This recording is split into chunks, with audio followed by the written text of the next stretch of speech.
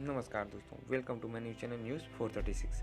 आइए देखते हैं देश की 20 बड़ी खबरों को। जयपुर में मासूम को घर से ले गया लेपर्ड। यह मामला जयपुर के नज़दीक जमुआ रामगढ़ इलाके का शुक्रवार शाम का है। यहाँ की वासना गांव में रहने वाले बलराम ने बताया कि उनका बेटा कार्तिक 1.5 वर्ष घर के आंगन में खेल रहा था। पास ही उसकी मां काम कर रही थी। इसी दौरान लेपर्ड घर में घुसा तथा लेपर्ड उसके बेटे को लेकर भाग गया। बच्चे की चीख सुनकर मां उसके पीछे रोती चिल्लाती दौड़ी। गांव वाले भी शोर सुनकर लेपर्ड के पीछे भागे, लेकिन तब तक वह जंगल के घुस गया था और बच्चे को बुरी तरह घायल कर दिया था। राजस्थान के वन कर्मचारी 6 फरवरी से 15 सूत्री मांगों को लेकर कार्य बहिष्कार पर हैं। इस घटना के बाद गांव के लोग इसे वन विभाग की लापरवाही बता रहे हैं। वहीं अधिकारियों का कहना है कि कर्मचारियों की हड़ताल है, इसलिए लेपर्ड को पकड़ा नहीं जा सकता। देश की पहली मोहल्ला लोक अदालत में आज न्याय तुम्हार द्वार योजना के तहत विधिक सेवा प्राधिकरण की पहल के अनुसार इसे बिलासपुर में शुरुआत की गई। इस योजना में जरूरतमंदों को उनके घर पहुंचकर न्याय देने की शुरुआत की गई। सुप्रीम कोर्ट के निर्देशों पर आज प्रदेश की 5 जिला मुख्यालयों में मोहल्ला लोक अदालत की शुरुआत हो रही है। जिला न्यायालय परिसर में छत्तीसगढ़ हाई कोर्ट के जस्टिस व विधिक राज्य विधिक सेवा प्राधिकरण के कार्यपालिका अध्यक्ष गौतम भादुड़ी ने मोबाइल वैन को हरी झंडी दिखाकर योजना की शुरुआत की। पीएम मोदी 12 फरवरी को दिल्ली मुंबई एक्सप्रेसवे के पहले चरण का उद्घाटन करने वाले हैं। गुरुग्राम जिले के अलीपुर गांव में राजस्थान के दौसा तक 220 किलोमीटर हाईवे बनकर तैयार हो गया है। एक्सप्रेसवे के पूरी तरह बनने के बाद दिल्ली से मुंबई का सफर महज 12 घंटे तक रह जाएगा। अभी 24 घंटे के करीब समय लगता है तथा दिल्ली से दौसा पहुंचने में करीब 6 घंटे का समय लगता है। हाईवे बनने से महज 2.5 घंटे में दिल्ली से दौसा पहुंच सकते हैं। वहीं 2 घंटे के अंदर दिल्ली से जयपुर पहुंचा जा सकेगा। साल 2024 में इस प्रोजेक्ट के पूरे होने की उम्मीद जताई जा रही है। यह पहले चरण का उद्घाटन है तथा देश के सबसे लंबे इस दिल्ली एक्सप्रेसवे पर 120 किलोमीटर की रफ्तार से वाहन चला सकेंगे तथा 8 लेन में एक्सप्रेसवे को 12 लेन तक बढ़ाया जा सकेगा। हरियाणा के अस्पतालों में अब ड्रेस कोड लागू हो गया है। अब हरियाणा के अस्पतालों में फैशन नहीं चलेगा। यहाँ के डॉक्टर और स्टाफ के लिए ड्रेस कोड लागू कर दिया गया है। स्वास्थ्य विभाग के नए ड्रेस कोड में jeans, palazzo, backless top, skirt और फैशनेबल कपड़े बैन कर दिए गए। वहीं हेयर स्टाइल भी तय किया गया है। जेंट्स कर्मचारियों के बाल कलर से लंबे नहीं होने चाहिए। महिलाएं गहने और मेकअप यूज नहीं कर सकेगी। नाखून भी लंबे नहीं होने चाहिए।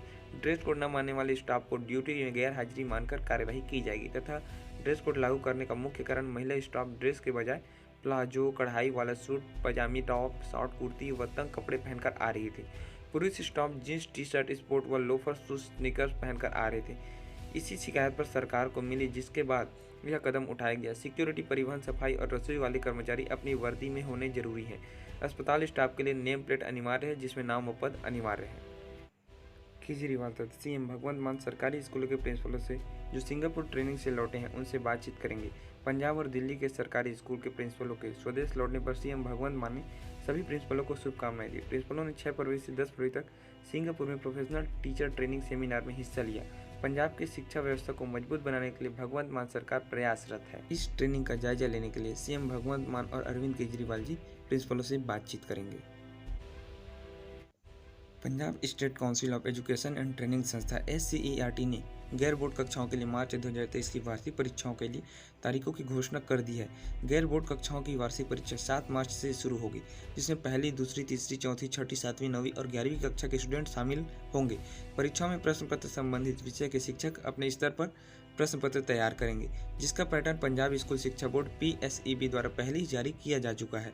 प्राथमिक कक्षाओं की वार्षिक परीक्षा के प्रश्न पत्र की PDF SCERT खुद भेजेंगे, जिसकी फोटो स्टेट स्कूल को प्राप्त होगी और इसके लिए SCERT बजट भी भेजेगी। परीक्षा सुबह 9:30 बजे से लेकर 12:30 बजे तक होगी। अब राजस्थान में बच्चों और मां बाप के नाम प्रॉपर्टी करने पर रजिस्ट्री मुक्त होगी। शुक्रवार को सीएम अशोक गहलोत जी की ओर से बजट की घोषणा की गई, जिसमें स्टाम्प ड्यूटी में रियायत दी गई है। ऐसे में इस तरह प्रॉपर्टी को ट्रांसफर करने वाला स्टाम्प ड्यूटी नहीं लगेगी। ये नियम अगले साल से लागू होगी। इस नियम में आम जनता को पैसे जो स्टाम्प ड्यूटी पर लगते थे वो अब नहीं लगेंगे। अयोध्या, वाराणसी में लुलु मॉल खोलेगा तथा जापानी कंपनी यूपी के 30 शहरों में होटल खोलेगी। जापान का HMI ग्रुप आगरा, अयोध्या और वाराणसी सहित 30 प्रमुख शहरों में होटल खोलेगा। HMI ग्रुप के निदेशक टाकामोटो योकोयामा ने कहा कि इस तरह से हम करीब 10,000 लोगों को जॉब दे सकेंगे। यूपी के पर्यटन विकास की संभावनाएं होटल इंडस्ट्री के लिए अनुकूल है तथा लुलु मॉल लखनऊ के बाद अयोध्या, वाराणसी समेत कई शहरों में खोलेगी तथा सेल्फ हेल्प ग्रुप SHG के अनुसार बने प्रोडक्ट भी लुलु मॉल में मिलेंगे। परिवहन मंत्री नितिन गडकरी और स्मृति ईरानी समेत इस दौरान कार्यक्रम के दौरान उपस्थित रहे। भारतीय क्रिकेट कंट्रोल बोर्ड बीसीसीआई की ओर से आयोजित महिला inter zonal senior women's cricket प्रतियोगिता के लिए बिलासपुर की क्रिकेटर शिल्पा साहू का चयन किया गया है। शिल्पा साहू पूरे छत्तीसगढ़ की एकमात्र खिलाड़ी है जिसका चयन इस टूर्नामेंट के लिए किया गया है। वह 3 अर्धशतक मारकर अपना परचम लहरा चुकी है। महिला क्रिकेट में सीनियर महिला क्रिकेट प्रतियोगिता के बाद देश के 5वें जोन में बांटा गया है, जिसमें सेंट्रल जोन के अंतर्गत छत्तीसगढ़, मध्य प्रदेश, उत्तर प्रदेश, रेलवे, राजस्थान, उत्तराखंड राज्य को शामिल किया गया है। इसमें से मात्र 15 खिलाड़ियों का चयन सेंट्रल जोन के लिए किया गया है।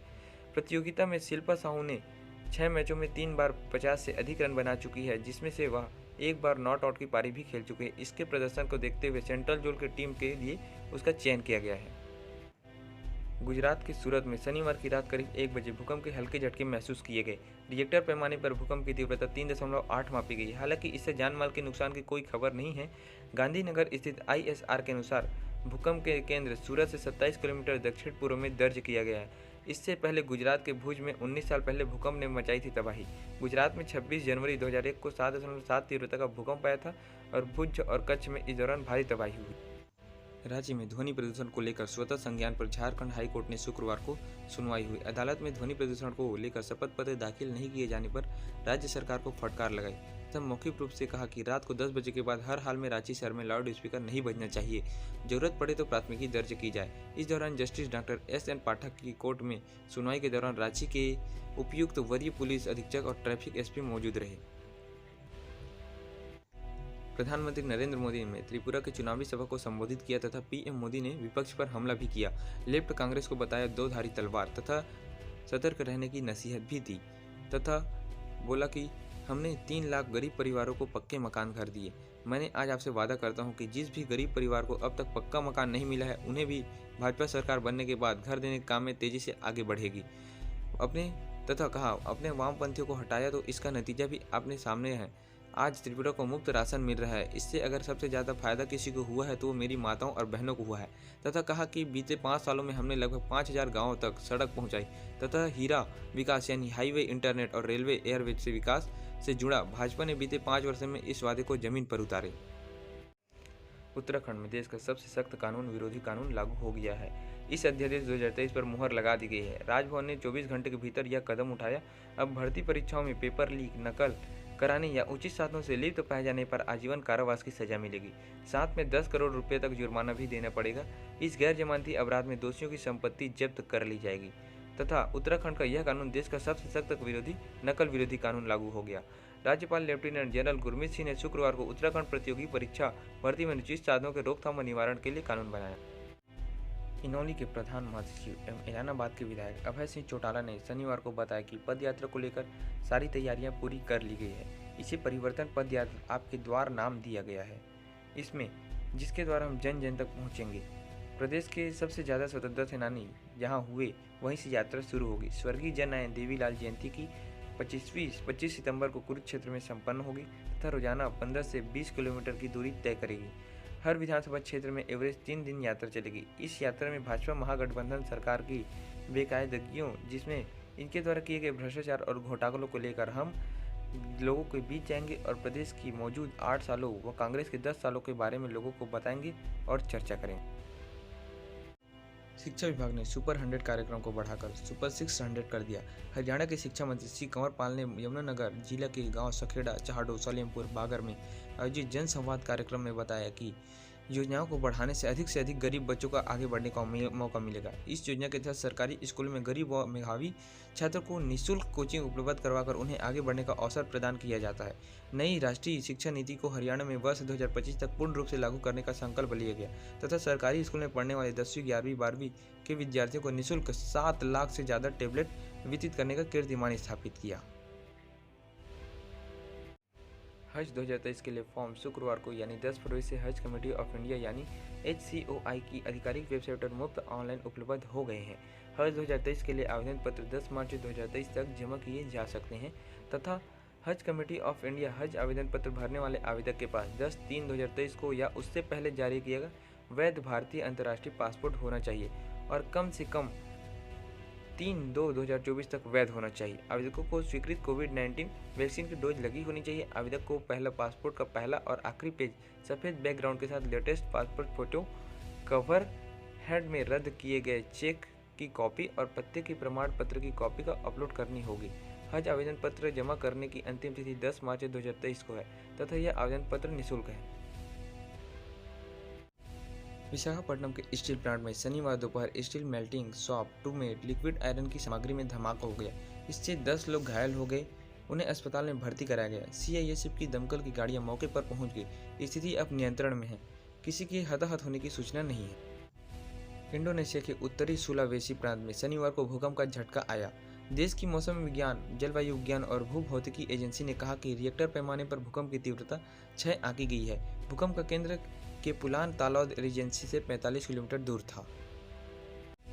भारत के स्टार ऑलराउंडर रविंद्र जडेजा पर पहले क्रिकेट टेस्ट मैच में फीस का 25% फाइन लगाया गया है।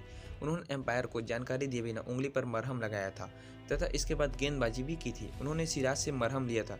इसकी ऑस्ट्रेलिया टीम ने शिकायत भी की थी।